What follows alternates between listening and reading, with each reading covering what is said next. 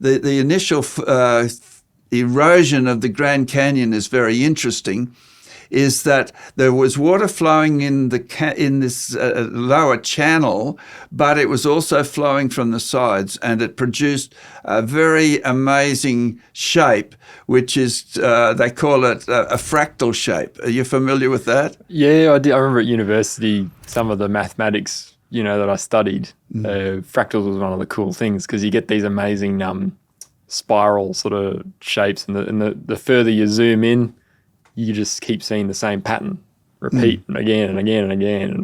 Yeah. So you see that at the Grand Canyon? Well, I don't know. I think we've got a picture here of the canyon. This is right. Wow, I can see that. Yeah. So this it's a little bit hard to see, but the canyon is sort of the sort of orangey color here.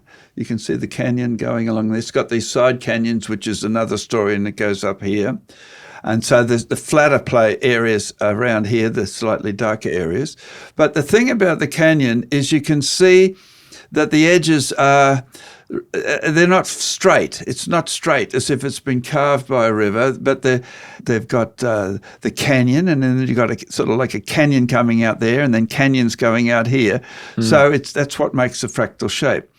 And so that is really interesting in that it means that the canyon was forming while there was still water here. And so once it eroded a little bit down, the water then started falling from the side into the canyon. And so it produced these other little channels, little canyons going in. And then when they got a certain size, they got little side canyons on them. And that produces the fractal shape. And so that's an indication that Grand Canyon was eroded during Noah's flood before the water had completely gone down. And the other interesting thing is that you can see these side canyons. There's a large one to the north and a large one to the south, and which is unusual if the canyon is being eroded by just sort of normal processes over millions of years with the water flowing along, so that you wouldn't expect to have these big side canyons. How come it's got these side canyons? And if the water was coming down the Colorado River. So that is another indication that the water was covering this whole area, and it was sort of flowing down into the canyon through these channels here, and they created these large side canyons. Interestingly, you can actually like simulate it, get an idea for how it worked by using, say, a mapping program or something like that, where you can raise the water level that's covering the map, and you can drop the water level down. And when you do that, you can see the areas which are covered by water, and you can see that it was all covered by water, and as it went down, it just left a little bit left, and you can see just exactly what parts the water was flowing in and what parts were being blocked. But this is a really amazing illustration of the actual start of the formation of the Grand Canyon as the Colorado River was coming down.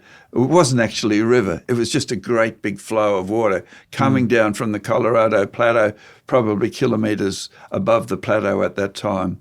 Yeah. Oh, I have to look at the article on creation.com for the fractals. I think that's really... I love that mathematics stuff, and that's interesting. Now, one thing I have heard of, and I think this is nearby, some, millions of years geologists, put it that way, say that, the flood doesn't make sense because further up there's a canyon. Is it a canyon or like a bend, horseshoe bend, I think it's called, and they call it a meandering river. It's like a snaking sort of river. But it's got high cliffs around it, and they say, that couldn't have happened during the flood. What do you think about that? That is a criticism that some of the mainstream geologists throw at the idea that the Noah's flood formed the canyon. They say that if there was a flood, and it was such a large event, and the water would actually form a great big channel, and it would be straight, because the flow of water would make it go straight. And so we don't see a great big straight channel here. Like even here, you can see that it meanders, it moves around on a bit of an angle. And so that was Horseshoe Bend. And I think we've got a picture of it. We'll probably throw in a picture of Horseshoe Bend. It's called a meander. I don't like the term meander because the meander gives the idea that it just was going along really slowly and that sort of thing. And it wasn't like that at all. I'll explain why it is in this uneven shape, this snake-like shape. But so he said it couldn't form during the Noah's flood because of this. So what I did, there was a guy who was involved in discussions with this geologist, and so he asked me to find an answer for it.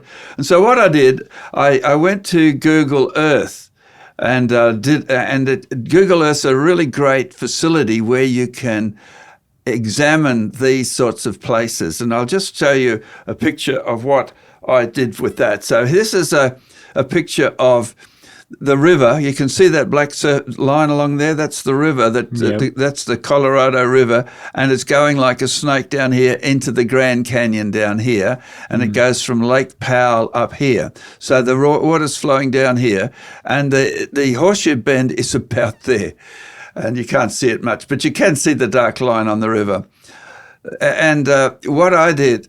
So he's saying that from Horseshoe Bend, the river, the Colorado River, is 1,000 feet below the plateau, 1,000 feet down, and it follows this. It's sort of incised. It's called an incised meander.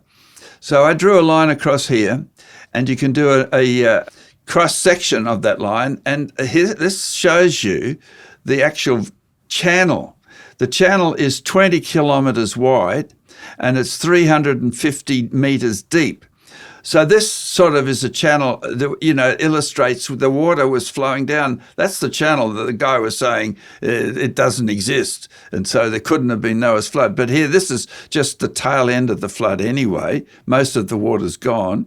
And so this channel illustrates the great flow of water that was happening at the time. And then as the water reduced, in the flow, again, the water's receding off the earth, it comes to a stage where it's much, much smaller, and then it erodes this Colorado River down and forms the Horseshoe Bend, and they call that an incised canyon. And so it illustrates that the amount of incision depends upon what they call the base level or the sea level. So you've got the river flowing down the land into the sea, and it carves this canyon. And if this meandering there, and as you lower the sea level, it will then cut it deeper. And if you lower the sea level again, it will cut it deeper still. And so that's a perfect sort of illustration of what happened in Noah's flood, is that the waters were going down and down and down, and it cut this canyon really, really deep, producing the Horseshoe Bend, which was really, really fascinating. And so that's another example. People say it couldn't be Noah's flood, and so they're looking at it through their little thought bubble, millions of years, and so they see evidence like this. And so we sort of say, well, it is a problem. Let's do a bit more of a look at it. And when we look at it, we find, yeah, it is evidence for Noah's flood, and we can see how it fits. So that's the way it goes when we try to understand and interpret this evidence. Well, thanks for going through all this evidence, Tas. It's, like I said, it's been a real blessing.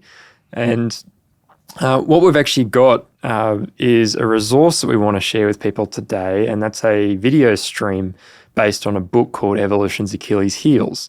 And I'm pretty sure this book was actually, I think it might have been around when CMI came to my church as well a while ago, and it's still, very relevant information and has been updated. So can you share with us a bit about this video stream documentary based on the book Evolution's Achilles' Heels? Well, we've got the jacket here of the video stream, Evolution's Achilles' Heels, and this one's got 15 different people presenting in it, and it deals with all the evidences across a whole lot of different fields for it.